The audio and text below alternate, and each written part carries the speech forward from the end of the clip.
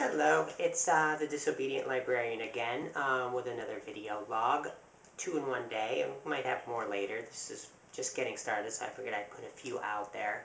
I'm actually using my camera, not my webcam, because the webcam on my laptop is not very good. I need to get a new webcam. Who knows when that'll happen. So I'm using my camera and uploading it from there. It's a sort of time-intensive process. But it gets the job done for now, I think. So I just figured I'd jump in with both feet and today talk a little bit about what I'm feeling today, I guess. I've been thinking a lot recently about, and this is, it's sort of hard to put into words, I guess. But with sort of, people probably going through issues with gender may have a little better understanding of this, but just trying to figure out what parts of me are the real me and what parts of me are sort of been forced on me by society and society's traditional gender roles. And even now, after 4 years of dealing with this, I still haven't sorted all that out yet.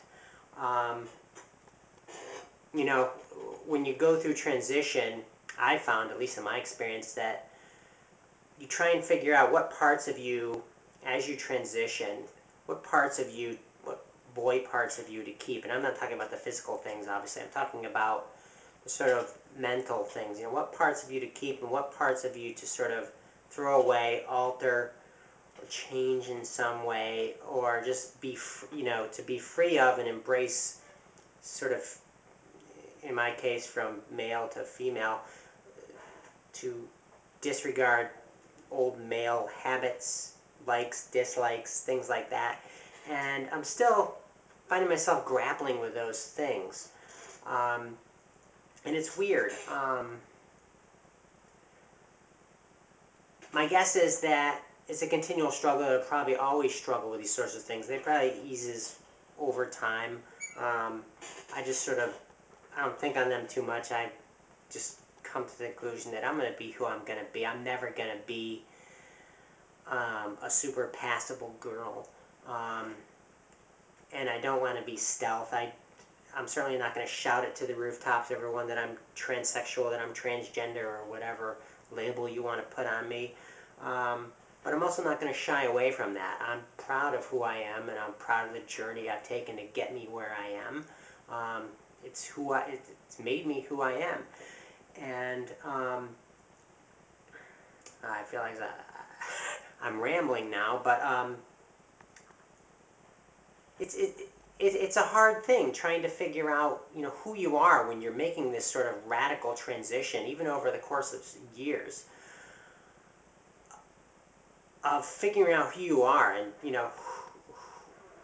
my own perception of who I am, I think, has changed radically in the last 4 to 5 years, and even in the last 1 to 2 years. And I guess, to bring this all around, the reason I bring it up is that I've been recently thinking about making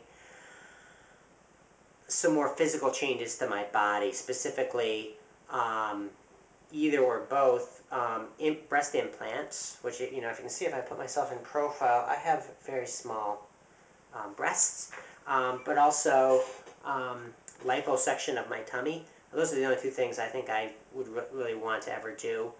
I'm actually in pretty decent shape. I run 15 to 20 miles a week. And behind me is actually an elliptical machine. I use that as well. But I can't seem to get rid of my little beer belly left over from my days as a beer guzzling boy, I guess. But that's sort of going down that track and thinking about those things has sort of put me on this track of thinking about, what it means to be me and what it means to, to think about the mental aspects and how that interspaces, I guess, if that makes any sense, with the sort of physical aspects of being me and still doing sort of, in effect, still transitioning, even though I had this sort of major physical surgery a year and a half ago. I'll continue more on this later. I think we're running out of time.